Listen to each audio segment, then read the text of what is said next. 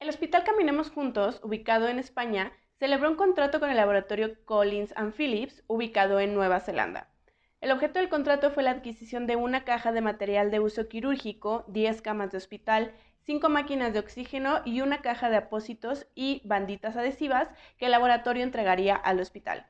Las negociaciones se hicieron mediante intercambio de correos electrónicos y el precio pactado de la mercancía fue por la cantidad de 2 millones de pesos y culminó con la firma electrónica del contrato el día 30 de enero de 2020. Se estableció como tiempo máximo de entrega de la mercancía 3 meses. En el mes de junio de 2020, al llegar la mercancía, el personal del hospital revisa la entrega y hace las siguientes anotaciones. Se recibió una caja de material de uso quirúrgico, una caja de abatelenguas y aplicadores, 4 máquinas de oxígeno y el embalaje de 3 de las 10 camas de hospital estaban defectuosos. Justamente con base en el caso expuesto, de forma argumentada y con fundamentación jurídica, se nos pide responder las siguientes preguntas. La primera es: ¿qué tipo de contrato mercantil celebraron las partes? En este caso, las partes celebraron un contrato de compraventa mercantil, ya que el laboratorio trasladó la propiedad de los insumos al hospital, lo cual justamente cumple con lo dispuesto por el artículo 2248 del Código Civil Federal. Y además, esta transacción tiene el fin de traficar mercancía, por lo que también se cumple con lo dispuesto por el artículo 371 del Código de Comercio, y esta es la razón por la cual nos encontramos ante una compraventa de índole mercantil. Ahora, el contrato se puede considerar de carácter internacional. ¿Y por qué habría de considerarse de esta forma? Bueno, se considera de carácter internacional ya que el hospital se encuentra en España y el laboratorio se encuentra en Nueva Zelanda, por lo que se rigen con ordenamientos jurídicos distintos debido a que se encuentran en territorios diferentes. El diccionario panhispánico del español jurídico menciona que el contrato internacional de compraventa es aquel contrato caracterizado porque las partes del mismo tienen sus establecimientos o domicilios en estados distintos. Siempre se refiere a cosas muebles y quedan excluidas las ventas de inmuebles, la propiedad intelectual o industrial, cosas para uso personal o familiar y valores mobiliarios, lo cual se cumple en este caso en concreto, pues todas las cosas que se pusieron dentro del contrato de compraventa son bienes muebles y justamente como comentábamos, ambas empresas se encuentran en países distintos. Ahora bien, ¿qué tipo de contrato internacional celebrado por medios electrónicos se puede identificar en este caso concreto?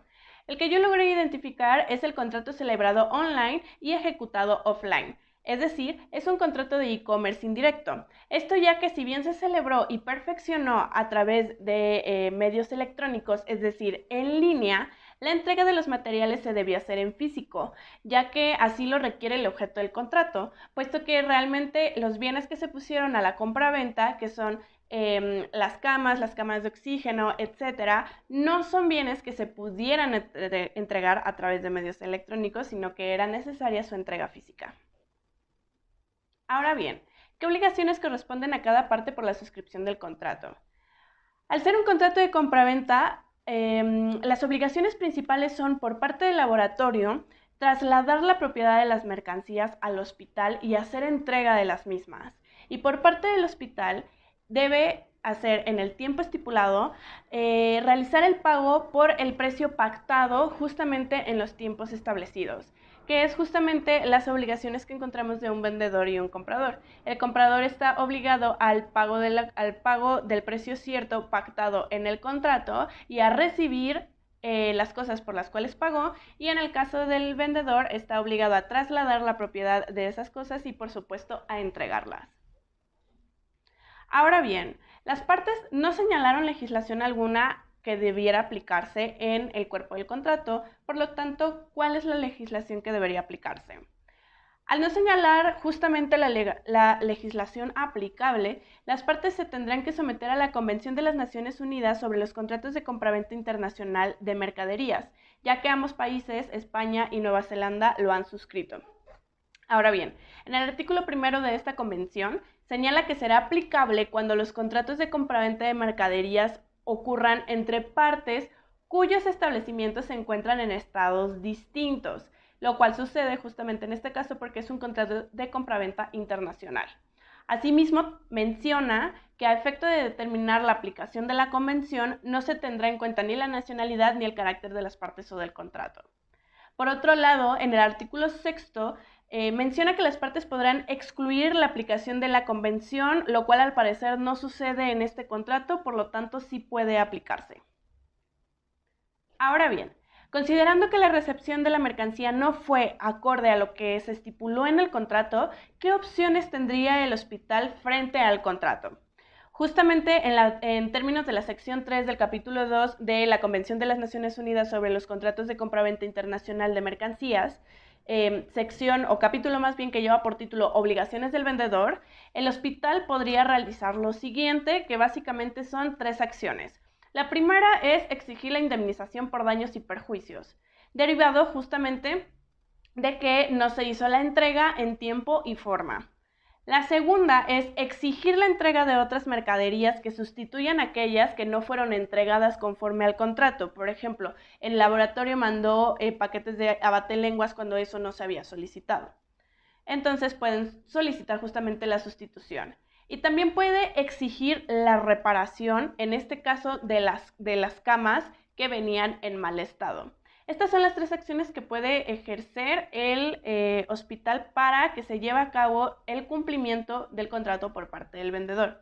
En este caso no podríamos exigir el cumplimiento en cuanto al tiempo, porque eso ya no sería posible. Entonces, pues, si estuviéramos ante una situación donde se pudiera prever que no se va a poder cumplir con el tiempo estipulado, es decir, esto tendría que ser evidentemente antes de que se llegue a la fecha pactada, entonces sí podríamos estar ante la exigencia de que se cumpla en cuanto al tiempo, pero como esta es una situación que ya pasó, puesto que el contrato se firmó el 30 de enero de 2020 y debió entregarse en 3 meses después, que sería febrero, marzo y abril, el 30 de abril del 2020, entonces estamos ante una entrega extemporánea, ya que la mercancía llegó hasta junio de 2020.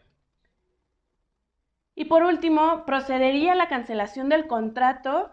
Debido al incumplimiento por parte del vendedor, el comprador podría solicitar la rescisión del contrato e incluso eso es algo que también se encuentra previsto dentro de las disposiciones generales para contratos de compraventa internacional que viene en la Convención de las Naciones Unidas sobre contratos de compraventa internacional de mercaderías. Justamente, ya por último y a modo de conclusión, es necesario mencionar qué cláusulas podrían ser aplicables al contrato para prevenir futuros conflictos. Y considero que la primera y la más importante es en razón de la legislación. Si ambas partes hubieran estipulado en el contrato la legislación que se aplicaría en caso de controversia, particularmente, es decir, si se aplicaría la legislación española y la legislación neozelandesa y por lo tanto también a raíz de la legislación aplicable también se hablaría de la jurisdicción, es decir, ante qué tribunales se llevarían las controversias. Toda esta cuestión en cuanto a la controversia derivada del incumplimiento del contrato por parte del vendedor podría ser, por una parte, muchísimo más rápida. El atender a organismos internacionales siempre van a ser procesos, o considero que son procesos que llegan a ser muy tardados. Entonces, justamente prever qué legislación aplicable al caso en concreto, al contrato en concreto, nos ayudaría a economizar bastantes tiempos. Y también considero que sería importante que para estos casos se pongan penas convencionales. Muchas veces a través de las penas convencionales o del establecimiento de ciertos tipos de intereses también en caso, por ejemplo, de mora de pagos, etcétera, eso considero que también crea una especie de candado de seguridad para que no únicamente